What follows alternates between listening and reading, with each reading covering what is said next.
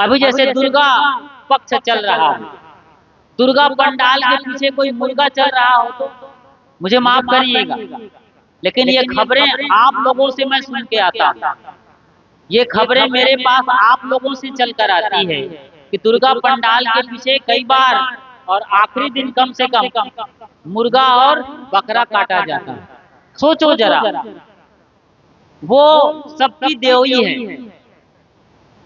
आपके भगवान आपके मुर्गा और बकरा बकरी मछली की भी देवता है, सबके देवता हैं वो। उसे पशुपतिनाथ कहते हैं काठमांडू नेपाल में। पशुपतिनाथ पशुओं के पति हैं, स्वयं भोले शंकर डमरू वाले त्रिशूलधारी हैं, और आप उनके बच्चों को काट कर खा जाते हैं। कितना बड़ा पाप कर रहे हैं आप अपने ही भगवान के बच्चे कच्चों को काट काट कर खा जाते हैं। आग में भूनकर मसाला मिर्चा डालकर कढ़ाई में छौंक छौंक कर चबा चबा कर खा रहे हैं, तो भगवान आपको कैसे माफ करेंगे? इसकी कौन सी सजा मिलेगी आपको? विचार करिए आप। सही तरीके से मूर्ति पूजा को और कर्म कांड को समझना चाहिए। अभी दुर्गा मैया का स्थापना की गई है, बड़े बड़े पंडाल लगे हैं लाखों रुपए के। दुर्गा मैया है, जगदम्बा कहते हैं, जगत जननी जगदम्बा मैया की जयकारा लगते हैं, जय अम्बे जगदम्बे, और पूरी आरती चलती है उसकी। लेकिन सोचो, वो एक बांस की फट्टी पर पैरा पुआल लपेट करके बोरी लपेटी जाती है, उस पर मिट्टी का लेपन किया जाता है। रंग रोगन करने के पहले साड़ी वगैरह कपड़े लत्ते पहना दिए जाते हैं, चेहरे में आंख बना दी जाती है, नाक बना दी जाती है, श्रृंगार करते हैं, असली नकली गहने पहना दिए जाते हैं, चुनरी ओढ़ा दिया, दुर्गे पर सवार कर दिया, महिषासुर को मार रही है, और आप उसको जगत जननी जगदम्बा कहते हैं। उसकी आरती करते हैं, पूजा करते हैं, प्रार्थना करते हैं, भोग लगाते हैं, जबकि वो कुछ खाती नहीं है, ना कुछ सुनती है, हिलती भी नहीं। दिन में लोग उस पर चुनरी डाल देते हैं उसके चेहरे पर, इतना सब कर रहे हैं। लेकिन आपकी माँ क्या कर रही है आपके लिए? 9-9 महीने तक आपको गर्भ में पाला है, बड़ी असह्य पीड़ा से आपको पैदा किया है।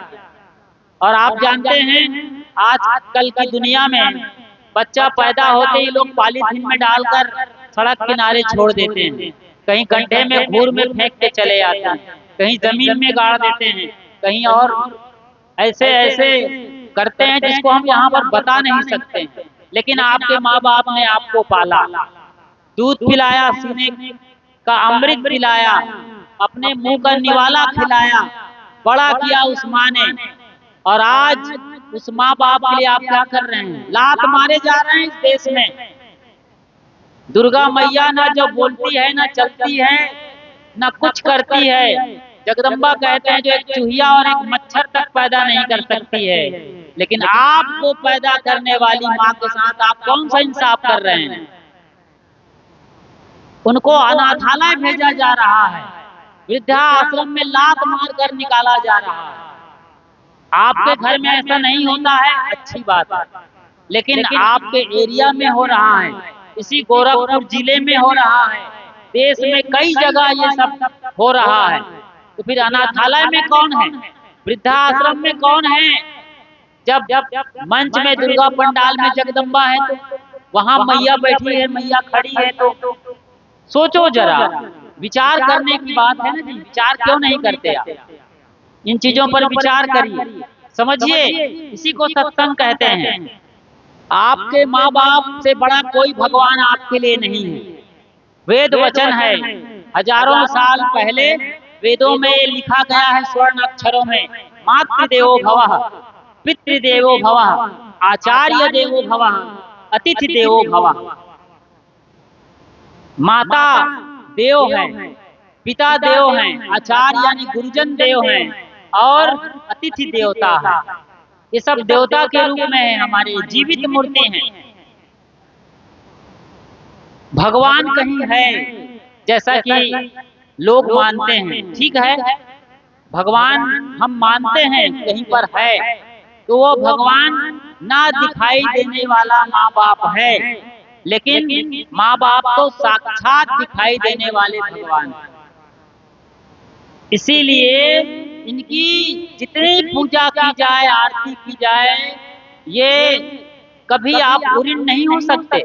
स्वयं रामचरितमानस की बात याद करो तो राम जी क्या कहते हैं? प्रातः काल उठ के रघुनाथ, मात पिता गुरु नावहि माथा। वो अपने माँ बाप के चरण छूते हैं, बड़े बुजुर्गों को प्रणाम करते हैं। कौन? जिन्हें आप भगवान कहते हैं। और आप उसी राम के भक्त होकर माँ बाप को लात मार रहे हैं, खाने को नहीं पूछ रहे हैं, तरसा रहे हैं उन्हें, समय पर गोली भी नहीं दे पा रहे हैं, गर्म रोटी भी नहीं दे पा रहे हैं, गर्म पानी के लिए भी नहीं पूछते हैं, और कहते हैं हम तो सनातनी हैं, कट्टर सनातनी हैं, कट्टर हिंदू हैं। काहे को कट्टर हिंदू हो, कट्टर सनातनी हो, जब आपके भगवान अपने माँ बाप की सेवा करते हैं और उनको कहा गया था कि सुबह तुम्हारी गद्दी होगी, खबर आती है शाम होते होते कि नहीं, तुमको तो कल 14 बरस का कठोर वनवास मिलता है, और वो हाथ जोड़कर कहते हैं जो आज्ञा पिताजी, और चुपचाप निकल जाते हैं। आप ऐसा करेंगे? आज आपके बच्चे ऐसा करने वाले हैं? क्या सिखा रहे हैं अपने बच्चों को? कौन सी शिक्षा दे रहे हैं? और आपने क्या सीखा है? विचार करिए। इसको सत्संग कहते हैं। कोई बिरहा गाने को सत्संग नहीं कहते हैं, कोई आल्हा उदल के गीत को सत्संग नहीं कहा जाता, कोई रामायण को, कोई भागवत को सत्संग नहीं कहा जाता। सत्संग का मतलब होता है जो भी सत्य है उसकी संगति करो, अपने जीवन में उतारो। जो आपके इष्ट हैं, जो आपके भगवान हैं, जो भी आपके प्रभु हैं, उसके जीवन दर्शन को अपने जीवन में उतारने का नाम सत्संग है। तो केवल मूर्ति पूजा नहीं करना है, मूर्ति पूजा से आपको सीखना भी है। हम ये नहीं कह रहे हैं कि दुर्गा पंडाल मत जाओ, आरती मत करो, बाकी जो कर्म कांड है मत करो, ये शुरुआती दौर है, करो। जैसे ए फॉर एप्पल का माने कबूतर बच्चा सीखता है पहली क्लास के अंदर, लेकिन दूसरे साल में सब आगे निकल जाते हैं। अगले साल भी का माने कबूतर करे, ए फॉर एप्पल करे, तो आप क्या कहोगे? डॉक्टर को दिखाओगे या किसी साइकोलॉजिस्ट के पास ले जाओगे या साइकेट्रिस्ट के पास ले जाओगे कि मेरा बच्चा 4 साल से फॉर एप्पल रट्टा मार रहा है, आगे नहीं जा रहा है। और आप लोग कितने साल से वही मंदिर, मस्जिद, गिरजाघर, गुरुद्वारा, कुछ बढ़े आगे?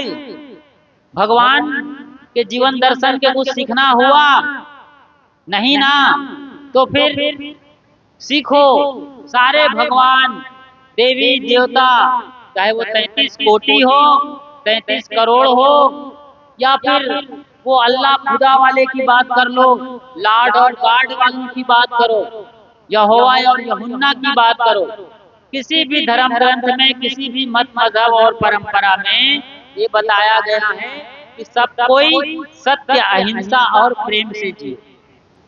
अभी जैसे दुर्गा पक्ष चल रहा है, दुर्गा पंडाल के पीछे कोई मुर्गा चल रहा हो तो मुझे माफ करिएगा, लेकिन ये खबरें आप लोगों से मैं सुन के आता, ये खबरें मेरे पास आप लोगों से चलकर आती है कि दुर्गा पंडाल के पीछे कई बार और आखिरी दिन कम से कम मुर्गा और बकरा काटा जाता है।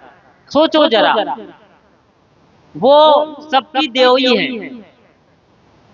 आपके भगवान आपके मुर्गा और बकरा, बकरी, मछली की भी देवता है, सबके देवता हैं वो। उसे पशुपतिनाथ कहते हैं काठमांडू नेपाल में। पशुपतिनाथ पशुओं के पति हैं, स्वयं भोले शंकर डमरू वाले त्रिशूलधारी हैं, और आप उनके बच्चों को काट कर खा जाते हैं। कितना बड़ा पाप कर रहे हैं आप। आप अपने ही भगवान के बच्चे कच्चों को काट काट कर खा जाते हैं, आग में भून कर मसाला मिर्चा डालकर कढ़ाई में छौंक छौंक कर चबा चबा कर खा रहे हैं, तो भगवान आपको कैसे माफ करेंगे? इसकी कौन सी सजा मिलेगी आपको? विचार करिए। आप सही तरीके से मूर्ति पूजा को और कर्म कांड को समझना चाहिए। ये प्रकृति का प्रेम सिखाते हैं भगवान के भक्त। आप समझो, प्रकृति से प्रेम करो, ये भगवान का भक्त होना, उनके जीवन दर्शन से सीखो। तो अपने माँ बाप की सेवा सबको करना है। कोई बहू हो, जैसे यहाँ पर हम पधारे हैं बुद्धिराम जी की वजह से हम यहाँ आए हैं। उनके बेटे संजय ने हमको यहाँ पर कॉल किया, बुलाया है, पूरा परिवार मिलकर के आयोजन किए हैं। आपने भोज भंडारा खाया और आप सत्संग सुन रहे हैं। घर का उद्घाटन भी हुआ, उनके बच्चे का मुंडन भी हुआ, रोशनी कुमारी का। और अब जाकर के बुद्धिराम जी, उनकी धर्मपत्नी विद्यावती देवी, उनके बेटे संजय जी और उनकी बहू, क्या नाम, सीमा देवी। अब सीमा देवी और संजय जी की बड़ी जिम्मेदारी है कि वो अपने बड़े बुजुर्ग माँ बाप हैं, यानी रोशनी के दादा दादी, इनकी अच्छी सेवा करें, उनको पहचाने कि उनको कब क्या जरूरत है। मौके पर गर्म पानी चाहिए, गोली चाहिए और गर्म रोटी चाहिए। ये हर बहू को फर्ज है, हर बहू का फर्ज है कि वो अपने बड़े बुजुर्ग सास ससुर की भरपूर सेवा करे। एक घर की बात है, बहू नई नई आई थी और एक दिन घर की जो सासू माँ थी, अभी तो वो जवान थी सासू माँ, रही होगी कोई 40 बरस की, उसकी बहू रही है यही कोई 18-20 साल की। घी और अचार के घड़े यानी बरनी ऊपर चढ़ा रहे थे, तो बरनी तो चढ़ा दिए ऊपर दूसरे तल्ले पर, लेकिन पकड़ाते पकड़ाते घी का बर्तन फिसल गया और पूरा घी बिखर गया। अब बहू से गलती हो गई, पकड़ा नहीं पाई ठीक से और गिर गया। माँ जल्दी उतरी ऊपर से, सासू माँ, और अपने बहू को संभालते हुए पूछती है कि बहू तुमको चोट तो नहीं लगी बर्तन से? क्योंकि बर्तन उसके पैर के आसपास ही गिरा था। तो जल्दी से संभाला और पूछ लिया कि तुमको चोट तो नहीं लगी? बहू ने कहा कि माँ मुझे चोट तो नहीं लगी, लेकिन इतना सारा घी बर्बाद हो गया। बहुत बड़ी बात है, आज 1000 रुपए घी का लीटर चल रहा है और इतना घी फिसल जाए, गिर जाए, बर्बाद हो जाए, जमीन पर बह जाए, स्वाभाविक सी बात है, तकलीफ तो होती है। चलिए, बात आई और गई, धीरे धीरे वक्त गुजरता चला गया। एक दिन ऐसे आया जब सासू माँ अब 80 बरस की हो गई, खाट पर पड़ी है, पैरालिसिस हो गया उसको, बुढ़ापा में लकवाग्रस्त हो गई। अब सारा क्रियाक्रम उसका खाट पर होने लगा।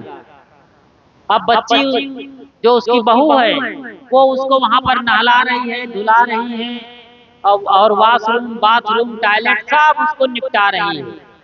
तो उनके गांव से लोग आए और पूछने लगे बहू से, बहू कैसे लगता है, सेवा अच्छी कर पा रही हो कि नहीं? कहाँ करती हूँ, जो मेरा फर्ज है वो कर रही हूँ बड़े आराम से। तो उनकी सहेलियों ने पूछा तुमको घिन नहीं लगती है? माता जी का टॉयलेट साफ करती हो, बड़ी बदबू आती है बूढ़े बुजुर्गों के टॉयलेट में, तो तुमको घिन नहीं लगती, बदबू नहीं लगती? तो उन्होंने कहा नहीं नहीं, मुझे घिन और बदबू नहीं लगती, मुझे तो माँ के टॉयलेट में घी का खुशबू आता है। समझ रहे हैं ना, घी का खुशबू आता है, क्योंकि माँ ने जब घी गिर गया था तो कुछ नहीं बोली थी उसको, कहे बिटिया घी बर्बाद हुआ सो हुआ, तुमको चोट तो नहीं लगी है, घी तो और खरीद लिया जाएगा, लेकिन क्या बहू को दोबारा खरीद सकते हैं? वो माँ चाहती तो वहीं पर उस बहू रानी को कितने बार, दर्जनों बार खरी खोटी सुना सकती थी, उसके मायके को कोस सकती थी, जैसे कि आमतौर पर ऐसा होता है। जरा सी बात बिगड़ती है बहू रानी की और फिर सासू माँ गांव गुहार मचा देती है। ये करमजली जब से आई है तब से हमारे घर में कभी सब्जी जली, कभी और कुछ जली, जली ही जली करमजली के आने से। इसके माँ बाप ने इसको बीए एमए पढ़ाया है, डिग्री होल्डर बना दिया पढ़ाई लिखाई करा करके, लेकिन सब्जी कैसे बनाना है इसकी माँ ने नहीं सिखाया। मतलब बहुत व्यंग मारती हैं, बहुत ताने कसती हैं, लेकिन वो माँ पूरा बर्दाश्त कर गया। हजारों रुपए का घी बह गया और अपनी बहू को गले से लगा लिया। और आज वही बहू कह रही है कि मुझे माँ के टॉयलेट में से घी की खुशबू आती है। इसे कहते हैं सत्संग। ऐसा बहू, ऐसी बहू और ऐसी सास मिल जाए वो घर स्वर्ग से सुंदर हो जाए। ये होना चाहिए। आमतौर पे लड़ाइयाँ ननद भौज में होती हैं, सास बहू में होती हैं, छोटी बहू बड़ी बहू में होती है। बाकी बाप बेटे और छोटे भाई बड़े भाई तो बर्दाश्त कर लेते हैं, जी लेते हैं, लेकिन ये बहुएं और बेटियां और सासू माँ, इन तीनों में ऐसा घन चक्कर चलता है कि नहीं संभाल पाया घर का दादा या बड़ा भैया तो फिर पूरा घर टूट फूट करके बिखर जाता है। और फिर उस घर को कोई दोबारा जोड़ नहीं सकता, कोई भगवान वहां पर नहीं आया। सत्संग गुरुजन ही ये चलते फिरते भगवान हैं और यही उनका पाठशाला, और यही जोड़ने वाले हैं, यही बचाने वाले हैं आज के दौर में।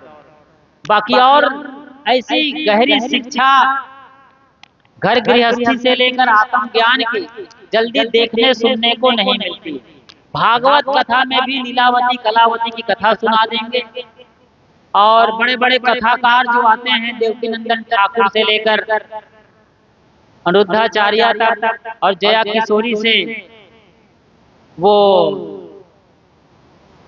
क्या नाम है चित्रलेखा, जो भी नाम है वहां तक ये लोग बढ़िया कथा सुनाएंगे, लेकिन जीवन में रूपांतरण के लिए बहुत गहरे नहीं बोलते।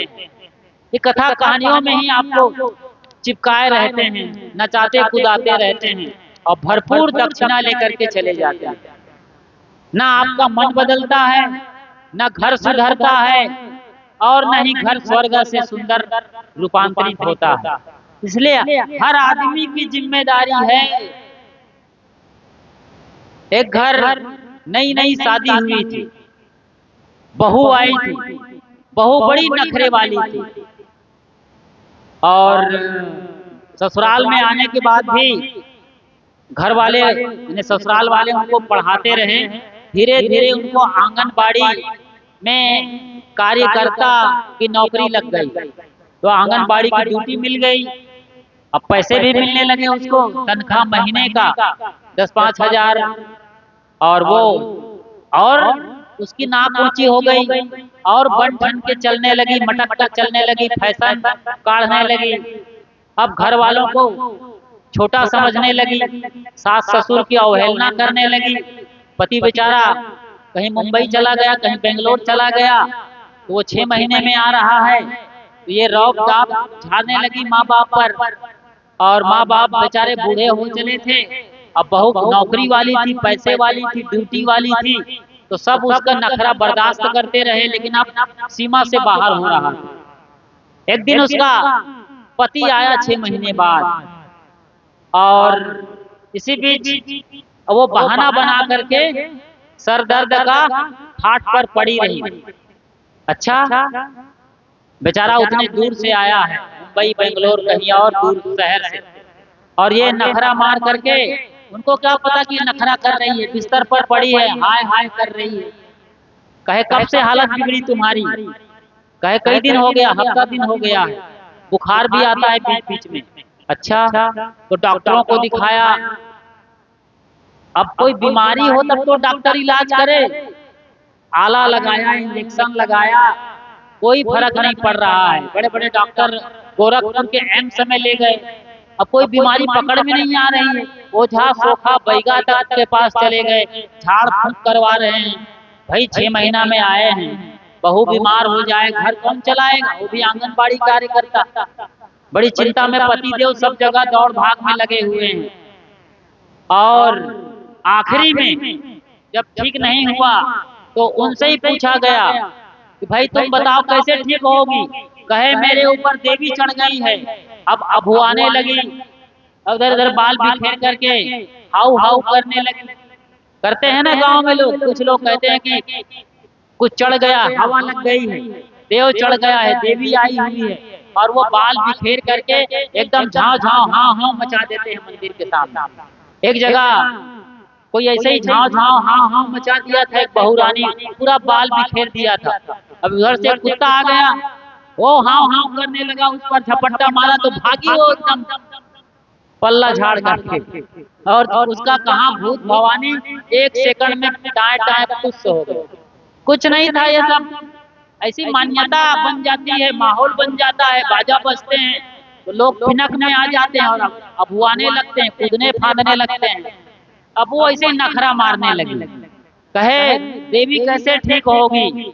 कहे एक उपाय है मेरे को ठीक करने के लिए कि आप अपनी माँ से बोलो कि वो मुंडन करा ले पूरा, और अपने चेहरे पर काली पोत करके मेरे खाट के चारों तरफ चक्कर लगाए, 7 चक्कर लगाएगी तो मैं ठीक हो जाऊंगी।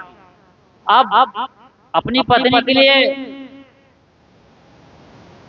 पति क्या नहीं करे, हर उपाय पति करना चाहता है, लेकिन पति भी कोई छोटा मोटा खिलाड़ी नहीं था, वो भी कोई गुरु का चेला था। अपने गुरु को फोन किया, गुरु जी ऐसी ऐसी बात है। गुरु जी ने भी मंत्र दे दिया वहां पर फोने में।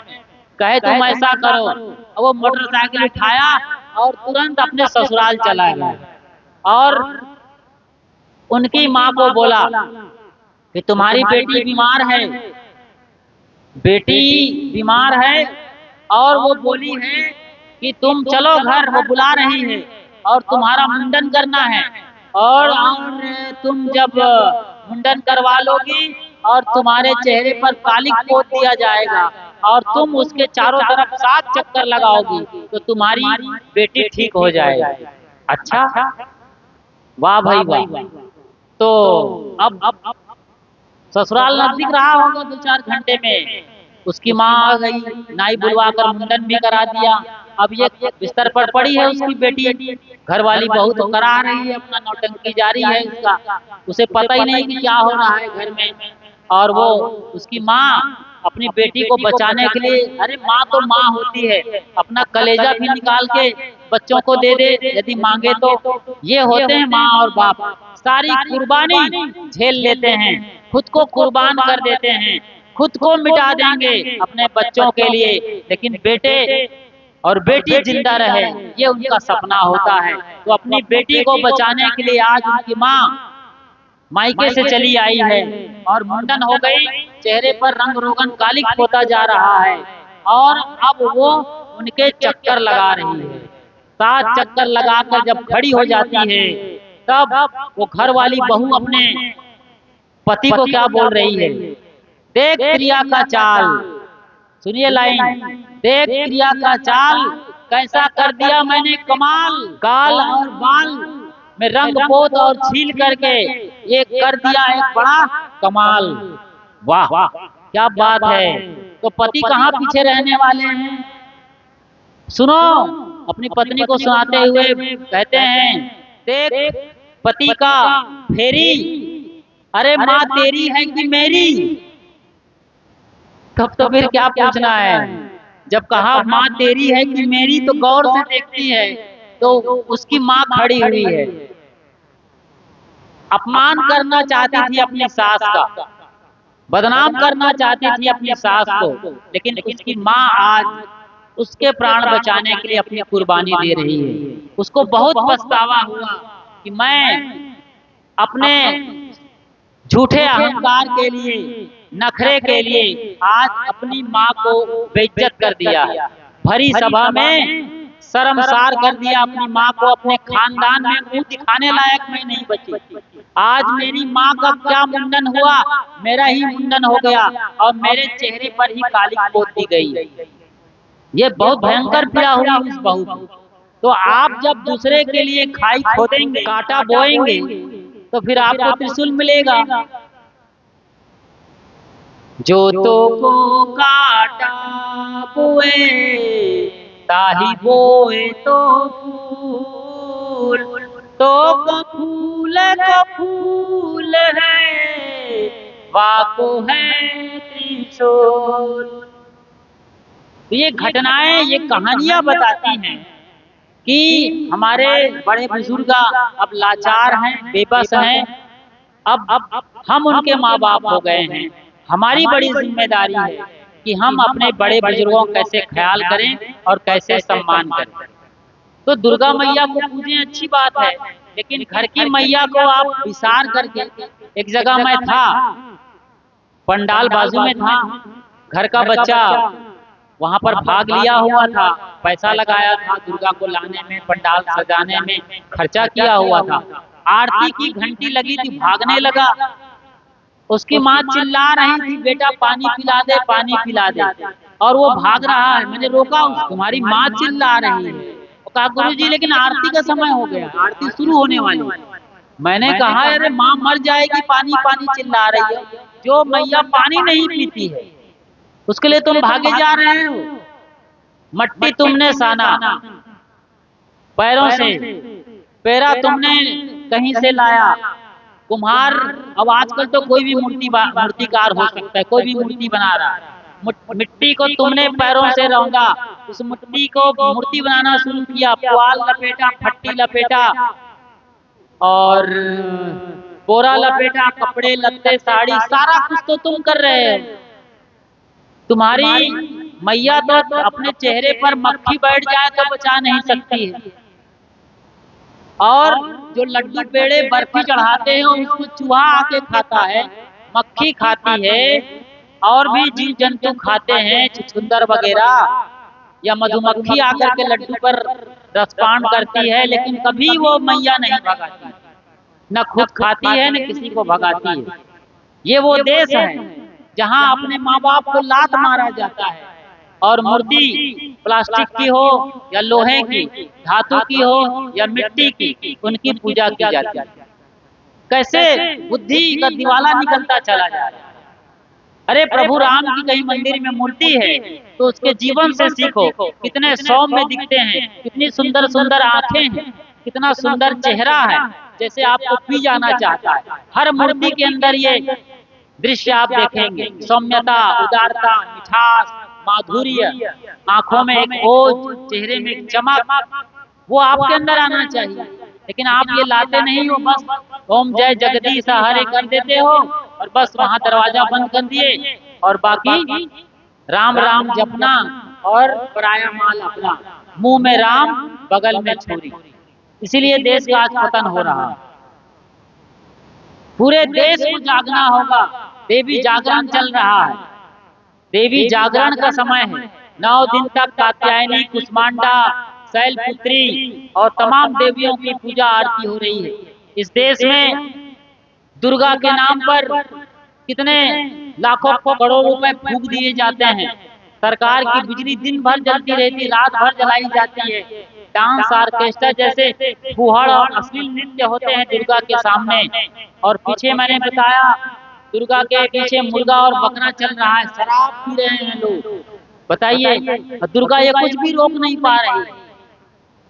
सोचिए जरा, विचार करिए आप। और इसी देश में जहाँ दुर्गा की पूजा होती है, वहाँ इसी देश में जो जिंदा दुर्गा है, जिंदा सीता है, जिंदा लक्ष्मी है, हमारे घर की बहू और बेटियां, वो यदि कोई रात को निकल जाए तो फिर उसके साथ जो होता है वो मैं क्या कहूँगा, आप सब जानते हैं। कैसे नोचते हैं लोग। तो क्या महिषासुर राक्षस है या आज के नोचने वाले राक्षस है? सोचिए जरा। पिछले साल इसी वक्त कोलकाता के अंदर ट्रेनी डॉक्टर के साथ जो हुआ था, संजय राय नाम के लड़के ने और उनकी टीम ने उनके साथ जो बदसलूकी किया था, गैंगरेप किया था और मार डाला था, उनके उस नाजुक अंगों को इतना छेड़छाड़ कर दिया था जिसके बारे में बयान करना भी गुनाह है एक तरीके से। ऐसी ऐसी हरकत करते हैं। और वहीं कोलकाता में काली माई है, बाजू में काली माई बैठी लेकिन खुद बचाने नहीं आई। दुर्गा बैठी थी वहां हजारों की तादाद में। बंगाल में सबसे ज्यादा पांडाल लगते हैं दुर्गा के, लेकिन कोई दुर्गा उस बेटी को बचाने नहीं आई। आज इस देश में आता है, मैं दुर्गा पूजा को सार्थक तब मानूंगा, दुर्गा मैया की जयकारा तब लगाऊंगा, दुर्गा पंडाल में तब जाऊंगा और दुर्गा को तब मत्था टेकूंगा, दुर्गा की तब पूजा आरती करूंगा जब मेरे देश में रात को कोई बहन और बेटी अपनी ड्यूटी से आए और शहर के गलियों से आराम से गुजर करके अपने घर में अपने माँ बाप के पास पहुंच जाए, अपने बच्चों के पास पहुंच जाए, अपने भाई के पास पहुंच जाए, भैया भाभी के पास पहुंच जाए, तब दुर्गा पूजा सार्थक है। वरना ऐसे ढोंग ढकोसले और कर्म कांड करने से कोई फायदा नहीं है। मैं कोई दुर्गा पूजा का विरोधी नहीं हूँ, पूजा करिए, लेकिन माँ बाप को लात मार कर दुर्गा पूजा कैसे कर पाएंगे आप? अपनी बहू बेटियों का इज्जत से खेल कर कैसे दुर्गा पूजा करेंगे आप? ये विचारने लायक है कि नहीं बात? विचार करिए, सोचिए। दुनिया में कोई भी भगवान, कोई भी शास्त्र शराब और नशा करने के लिए नहीं कहता है, लेकिन आज हमारे देश के जवान शराब और नशा में डूबते चले जा रहे हैं। मोबाइल से आंख फोड़ रहे हैं लोग, बच्चे बच्चे मोबाइल में घुसे हुए दिन रात वो देख रहे हैं, किसी को फिक्र ही नहीं है।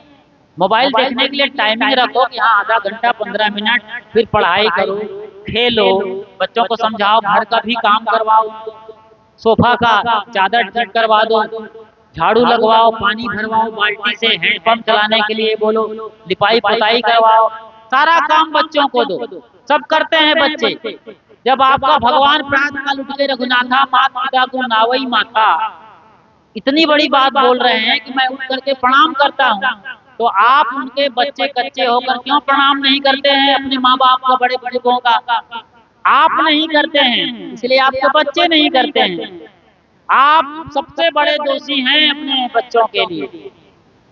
जो बड़े बुजुर्ग हैं, यहाँ दादाजी बैठे हैं, दादी जी बैठी हैं, ये लोग और उनके माँ बाप और अभिभावक ये सब जिम्मेदार हैं अपने बच्चों को बिगाड़ने में, बच्चों को बर्बाद करने में, नशा में जाने में और मोबाइल के चक्कर में आंख कान फोड़ रहे हैं, बर्बाद हो रहे हैं। बहुत भयंकर बीमारी आ रही है मोबाइल से।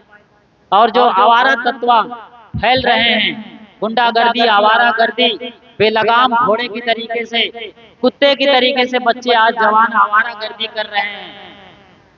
कार्तिक महीने में कुत्ते पागल होते हैं बताए जाते हैं, कुत्ते दौड़ते रहते हैं कार्तिक महीने में, ये प्राकृतिक व्यवस्था है उसके पागलपन की। लेकिन आदमी आज 12 महीने पागल है, न कोई नियम है, न कोई संयम है, न कोई मर्यादा है, न कोई भजन है, न कोई सत्संग है। कैसे चलेगा देश? कैसे समाज में व्यवस्था रहेगी? कैसे गांव उन्नति करेगा? ये केवल सरपंच और मुखिया की जिम्मेदारी नहीं है। हर घर में आप बड़े लोग सरपंच हैं, हर घर का मालिक मुखिया है, हर घर का बड़ा भैया मुख्यमंत्री है, हर घर की मालकिन गृह मंत्री है। सबकी जिम्मेदारी है अपने घर को सजाने संवारने का, अच्छे अच्छे संस्कार देने का, तब जाके घर स्वर्ग से सुंदर हो। तब आपका भगवत भजन करना, मंदिर जाना, पूजा करना, आरती करना सब सार्थक है। यही तो सत्संग है।